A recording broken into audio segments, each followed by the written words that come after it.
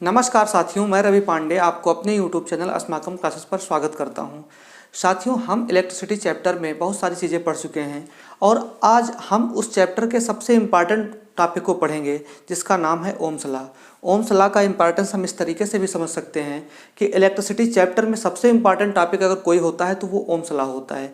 सबसे ज़्यादा पूछा जाने वाला टॉपिक, चाहे वो हाई स्कूल या इंटर का एग्जामिनेशन हो, तो सब में सबसे इम्पॉर्टेंट टॉपिक जो बनकर आता है वो है ओम्स लॉ।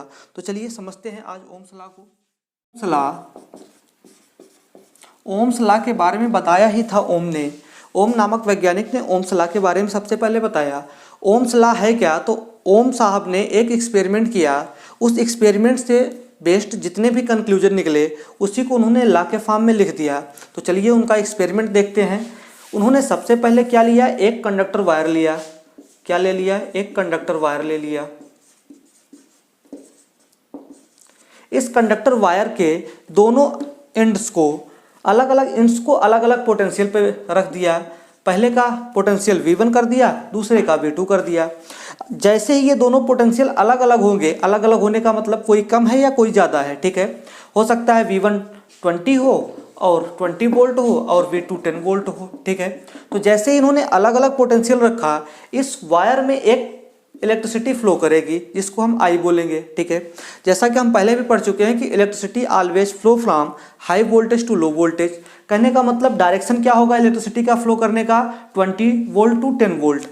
क्योंकि ये 20 की वैल्यू क्या है? 10 से अधिक है, तो 20 10 से अधिक है तो करंट का डायरेक्शन क्या होगा? हाई वोल्टेज से to low voltage. High voltage low voltage का मतलब क्या हुआ कि 20 वोल्ट से 10 वोल्ट की ओर होगा, ठीक है।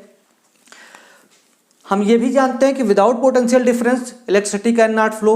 कहने का मतलब इलेक्ट्रिसिटी को अगर फ्लो कराना है तो पोटेंशियल का डिफरेंस होना जरूरी है। अगर ये 20 है और ये भी 20 हो जाए तो इलेक्ट्रिसिटी का फ्लो होना बंद हो जाएगा, या फिर ये भी 10 हो जाए तो 10 माइनस 10 जीरो हो जाएगा, या 20 माइनस 20 जीरो हो जाएगा। अगर दोनों एंड का पोटेंशियल सेम हुआ तो इलेक्ट्रिसिटी का फ्लो होना बंद हो जाएगा।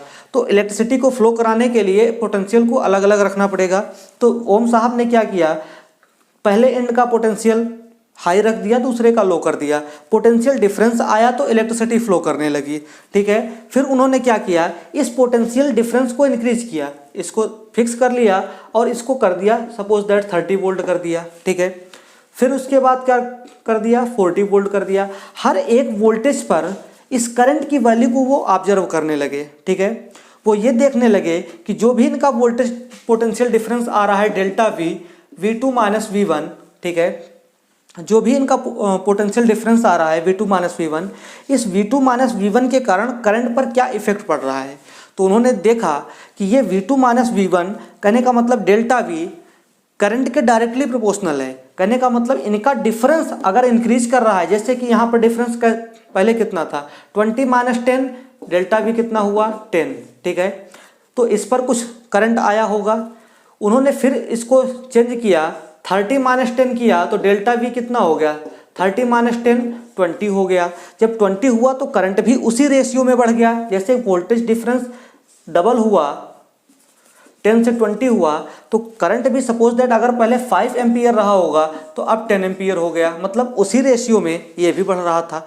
तो उन्होंने ये ऑब्जर्व किया कि वो पोटेंशियल डिफरेंस का रेशियो करंट के रेशियो के इक्वल है। मतलब जिस रेशियो से current flow potential difference increase करेगा उसी रेशियो में करंट का फ्लो करना भी इंक्रीज कर रहा है। ज़्यादा पोटेंशियल डिफरेंस होगा, ज़्यादा करंट फ्लो करेगा। डेल्टा V की वैल्यू कम होगी, करंट की वैल्यू भी कम हो जाएगी। यही वो ऑब्जर्व किए। और ये सारा एक्सपेरिमेंट वो किस पर कर रहे थे? तो कांस्टेंट टेम्परेचर पे कर रहे थे। ये सारा एक्सपेरिमेंट किस पर कर रहे थे? कांस्टेंट टेम्परेचर पे कर रहे थे, ठीक है। ये टेम्परेचर उन्होंने कांस्टेंट रखा था, मतलब टेम्परेचर वेरी नहीं कर रहा था। तो इस सारे कंक्लूजन को उन्होंने अपने एक लाइन में लिखा, जो ये सारा एक्सपेरिमेंट है, और उसी को क्या बोला गया? Ohm's law. ओम्स लॉ में उन्होंने क्या कहा, चलिए उसको देखते हैं।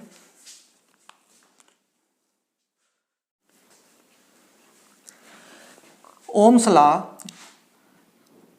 Eight constant temperature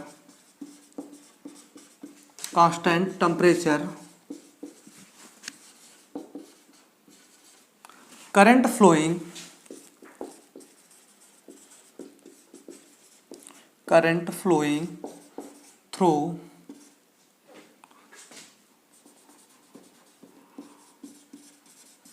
through a conductor is directly proportional to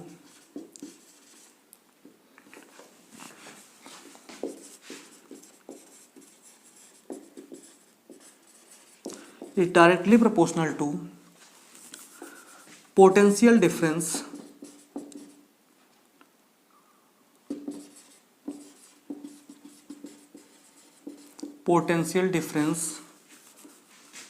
across its ends।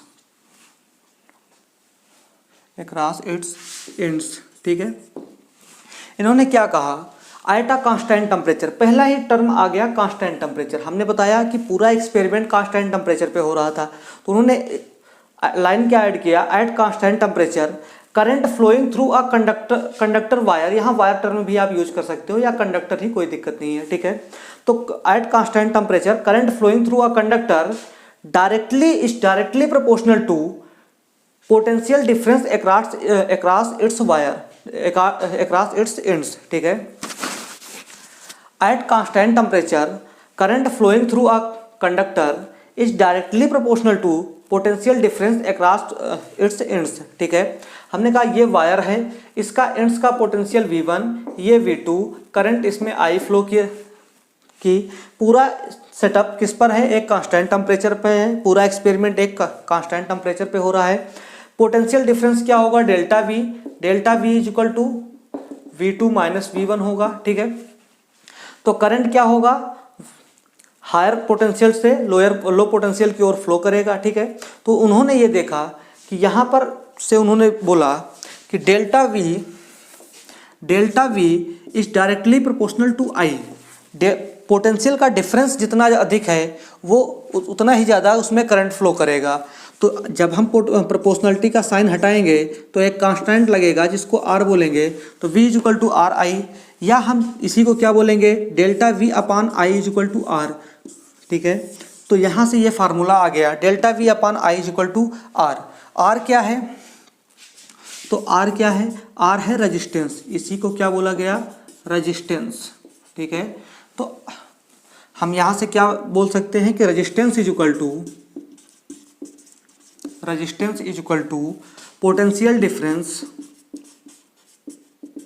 Potential difference upon current. Resistance is equal to potential difference upon current. ठीक है, तो यहाँ से ये क्लियर हो गया कि रेजिस्टेंस ये R क्या है, एक कांस्टेंट है। जैसे ही प्रोपोर्शनलिटी का साइन हटेगा एक कांस्टेंट आएगा, उसी कांस्टेंट का नाम क्या दिया गया, रेजिस्टेंस। ठीक है, तो डेल्टा V पोटेंशियल डिफरेंस किसके प्रोपोर्शनल हुआ, I के। जैसे ही प्रोपोर्शनलिटी का साइन हटा एक कांस्टेंट आ गया R, तो डेल्टा V अपान I क्या कहलाया, R को क्या है, रेजिस्टेंस। तो रेजिस्टेंस इज इक्वल टू क्या हो गया, पोटेंशियल डिफरेंस अपान करंट। तो यहाँ से हम ये भी कह सकते हैं कि पोटेंशियल ओम्स लॉ क्या किसमें रिलेशन बताता है, तो Ohm's law gives a relation between potential difference and current. तो यहाँ पर हम एक लाइन ऐड कर सकते हैं,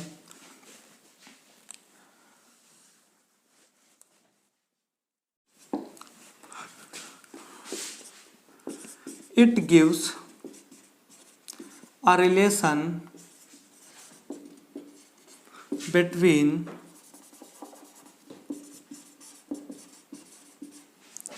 potential difference